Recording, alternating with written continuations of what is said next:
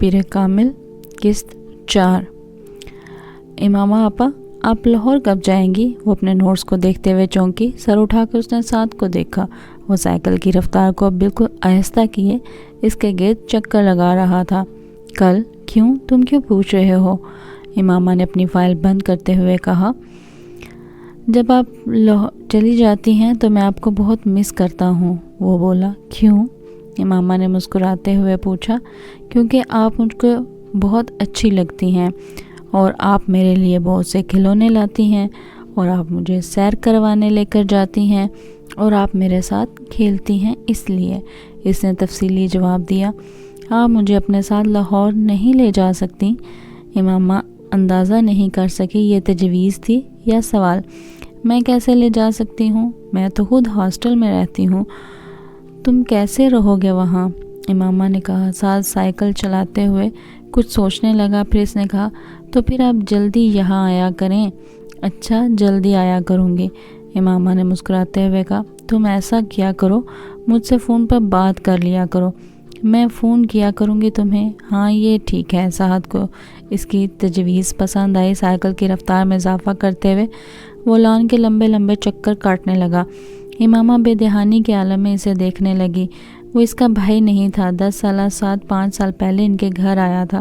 کہاں سے آیا تھا اس بارے میں وہ نہیں جانتی تھی، کیونکہ اسے اس بارے میں اس وقت کوئی تجسس نہیں ہوا تھا، مگر کیوں لایا گیا تھا یہ وہ اچھی طرح جانتی تھی۔ سعد اب 10 سال کا تھا اور وہ گھر میں بالکل گھل مل گیا تھا۔ امامہ سے وہ سب سے زیادہ مانوس تھا۔ امامہ کو اکثر اس پر ترس آتا۔ ترس کی وجہ اس کا لاوارث ہونا نہیں تھا، ترس کی وجہ اس کا مستقبل تھا۔ اس کے 2 چچاؤں اور ایک تایا کے گھر بھی اس وقت اسی طرح کے گود لیے ہوئے بچے پل رہے تھے۔ وہ ان کے مستقبل پر بھی ترس کھانے پر مجبور تھی۔ فائل ہاتھ میں پکڑے سائیکل پر لان میں گھومتے ساتھ پر نظریں جمائے وہ کسی گہری سوچ میں ڈوبی ہوئی تھی۔ اسے دیکھتے ہوئے وہ اسی طرح کی بہت سی سوچوں میں الجھ جاتی تھی، مگر اس کے پاس کوئی حل نہیں تھا۔ وہ اس کے لیے کچھ نہیں کر سکتی تھی۔ وہ چاروں اس وقت لاہور کے ریڈ لائٹ ایریا میں موجود تھے۔ ان کی عمریں 18-19 سال کے لگ بھگ تھیں۔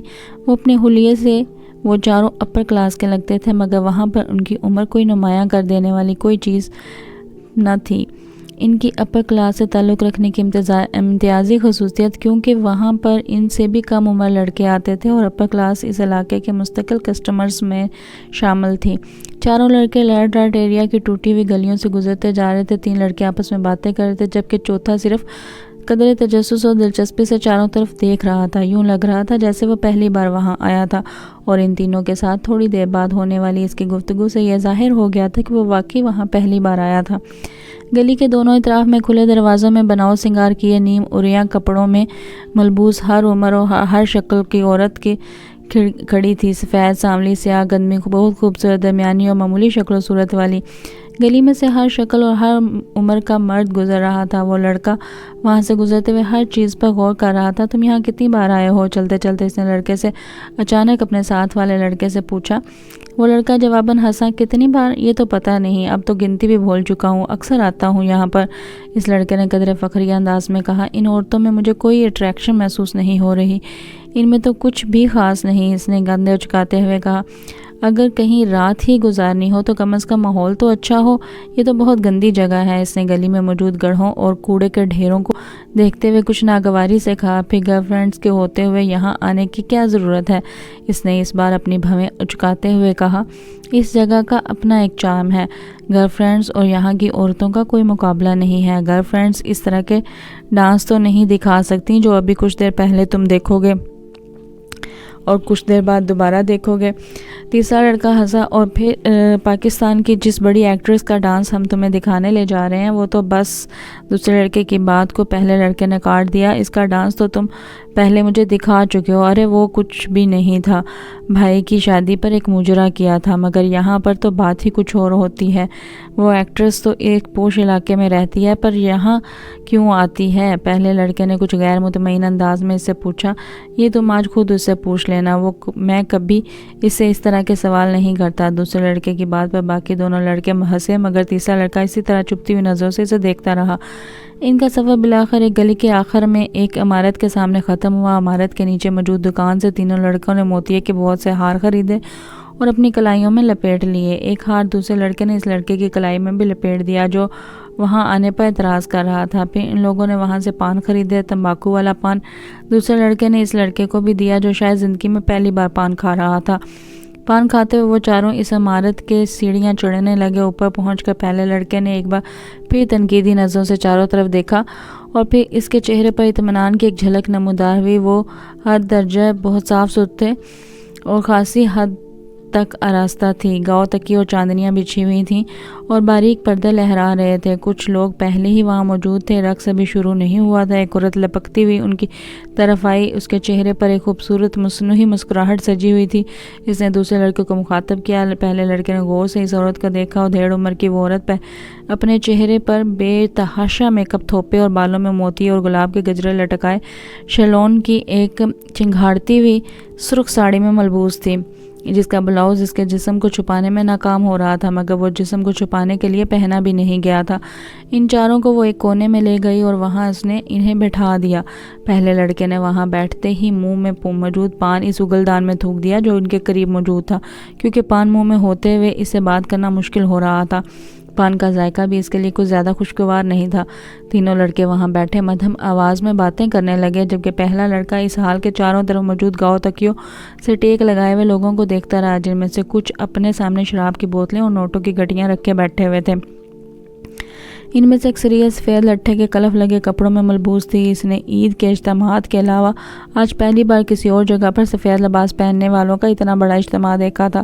خود وہ اپنے ساتھیوں کی طرح سیاہ جینز اور اسی رنگ کی آدھے بازوؤں والی ٹی شرٹ میں ملبوس تھا۔ اس کی عمر کے کچھ اور لڑکے بھی وہاں انہی کی طرح کے جینز اور ٹی شرٹس میں ملبوس تھے۔ تھوڑی دیر میں ایک اور عورت وہاں آ کر ہال کے درمیان میں بیٹھ گئی، ایک غزل سنانے لگی تھی۔ اس کے ساتھ کچھ سازندے بھی تھے۔ وہ غزلیں سنانے اور اپنے اوپر اچھالے ہوئے نوٹ اٹھا کر وہ خاصی خوش اور مطمئن واپس چلی گئی، اور اس کے جانے کے فوراً بعد ہی فلم انڈسٹری کے ہال میں داخل ہوئی اور ہال میں موجود ہر مرد کی نظر اس سے جیسے چپک کر رہ گئی تھی۔ اس نے ہال میں باری باری چاروں طرف گھوم کر ہر ایک کو سر کے اشارے سے خوش آمدید کہا تھا۔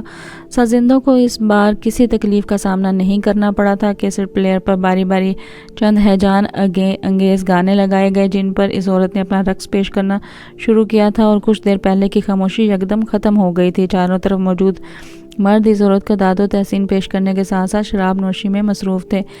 ان میں سے کچھ جو زیادہ جوش میں آ رہے تھے وہ اٹھ کر اس ایکٹریس کے ساتھ ڈانس میں مصروف ہو جاتے۔ حال میں واحد شخص جو اپنی جگہ پر کسی حرکت کے بغیر بے تاثر چہرے کے ساتھ بیٹھا تھا وہ وہی لڑکا تھا، مگر اس کے باوجود یہ اندازہ لگانا مشکل نہیں تھا کہ وہ اس ایکٹریس کے رقص سے خاصا محظوظ ہو رہا تھا۔ تقریباً 2 گھنٹے بعد جب اس ایکٹریس نے اپنا رقص ختم کیا تو وہاں موجود آدھے سے زیادہ مرد انٹا افیل ہو چکے تھے۔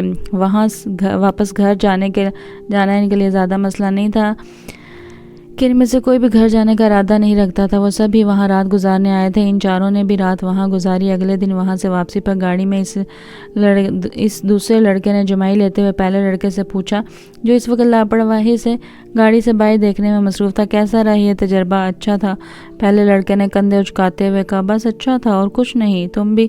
بس۔ اس نے قدرے ناراضگی کے عالم میں بات ادھوری چھوڑ دی۔ کبھی کبھار جانے کے لیے اچھی جگہ ہے، اس کے علاوہ اور کیا کہہ سکتا ہوں، مگر بہت خاص والی کوئی بات نہیں۔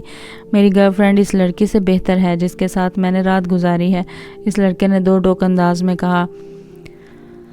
ڈائننگ ٹیبل پر ہاشم اور بنگ کی پوری فیملی موجود تھی۔ کھانا کھاتے ہوئے وہ آپس میں خوشگپیوں میں بھی مصروف تھے۔ موضوع گفتگو اس وقت امامہ تھی جو اس ویکینڈ پر بھی اسلام آباد میں موجود تھی۔ بابا، آپ نے یہ بات نوٹ کی کہ امامہ دن بدن سنجیدہ ہوتی جا رہی ہے؟ وسیم نے قدرے چھڑنے والے انداز میں امامہ کی طرف دیکھتے ہوئے کہا۔ ہاں، یہ تو میں بھی پچھلے کئی ماہ سے نوٹ کر رہا ہوں، ہاشم ابیم نے وسیم کی بات پر بیٹی کے چہرے کو غور سے دیکھتے ہوئے کہا۔ امامہ نے چاولوں کا چمچہ منہ میں رکھتے ہوئے وسیم کو گھورا۔ کیوں امامہ، کوئی مسئلہ ہے؟ بابا یہ بڑی فضول باتیں کرتا ہے اور آپ بھی خواہ اس کی باتوں میں آ رہے ہیں۔ میں اپنی اسٹڈیز کی وجہ سے مصروف اور سنجیدہ ہوں۔ اب ہر کوئی وسیم کی طرح نکما تو نہیں ہوتا۔ اس نے اپنے ساتھ بیٹھے وسیم کے کندھے پر کچھ ناراضی سے ہلکا سا ہاتھ مارتے ہوئے کہا۔ بابا آپ اندازہ کریں، میڈیکل کے شروع کے سالوں میں اس کا یہ حال ہے تو جب یہ ڈاکٹر بن جائے گی تو اس کا کیا حال ہوگا؟ وسیم نے امامہ کی تنبیہ کی پرواہ نہ کرتے ہوئے اس کا مذاق اڑایا۔ سالوں گزر جایا کریں گے مس امامہ، ہاشم کو مسکراتے ہوئے ڈائننگ ٹیبل پر موجود لوگوں کے چہروں پر مسکراہٹ دوڑ گئی۔ ان دونوں کے درمیان یہ نوک جھونک ہمیشہ ہی رہتی تھی۔ بہت کم مواقع ایسے ہوتے تھے جب وہ دونوں اکٹھے ہوں اور ان کے درمیان آپس میں جھگڑا نہ ہو۔ مستقل بنیادوں پر ہوتے رہنے والے ان جھگڑوں کے باوجود امامہ کی سب سے زیادہ دوستی وسیم کے ساتھ ہی تھی۔ اس کی وجہ شاید ان کے اوپر تلے کی پیدائش بھی تھی، اور آپ تصور کریں کہ اس بار امامہ نے اسے اپنی بات مکمل کرنے نہیں دی۔ اس نے اس کے کندھے پر پوری طاقت سے مکہ مارا۔ وسیم پر کچھ زیادہ اثر نہیں ہوا۔ ہمارے گھر میں ایک ڈاکٹر کے ہاتھ میں شفا کے سوا اور کیا کیا ہو سکتا ہے؟ آپ اس کا مظاہرہ دیکھ رہے ہیں، اس سے آپ اندازہ بھی لگا سکتے ہیں کہ آج کل کے ڈاکٹرز وارڈ میں مریضوں کے ساتھ کیا سلوک کرتے ہوں گے۔ ملک میں بڑھتی ہوئی شرح مواد کی ایک وجہ بابا اس کو منع کریں، امامہ نے بالآخر ہتھیار ڈالتے ہوئے ہاشم مبین سے کہا۔ وسیم، ہاشم نے اپنی مسکراہٹ ضبط کرتے ہوئے وسیم کو جھڑکا۔ وہ بڑی سعادت مندی سے فوراً خاموش ہو گیا۔ اس نے پورے لفافے کو گرائنڈر میں خالی کر دیا اور پھر اسے بند کر کے چلایا۔ خانسامہ اسی وقت اندر آیا۔ چھوٹے صاحب لائیں، میں آپ کی مدد کر دوں؟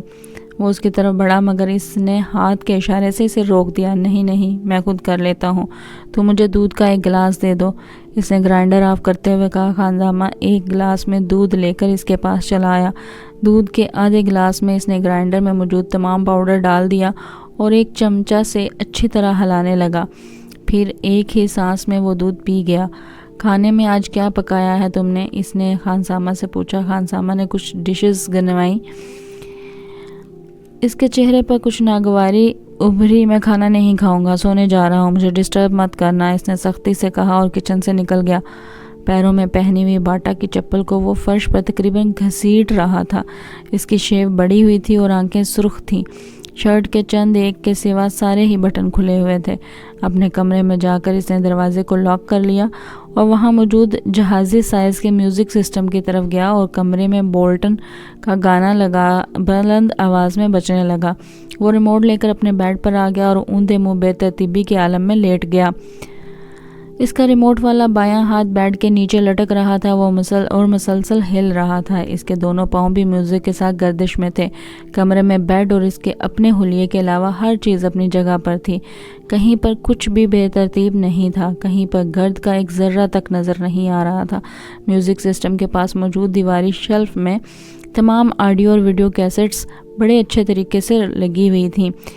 ایک دوسری دیوار میں موجود ریکس پر کتابوں کی ایک بڑی تعداد موجود تھی۔ کونے میں پڑی ہوئی کمپیوٹر ٹیبل سے عیاں تھا کہ اسے استعمال کرنے والا بہت آرگنائزڈ ہے۔ کمرے کی مختلف دیواروں پر ہالی ووڈ کی ایکٹریسز کے پوسٹرز لگے ہوئے تھے۔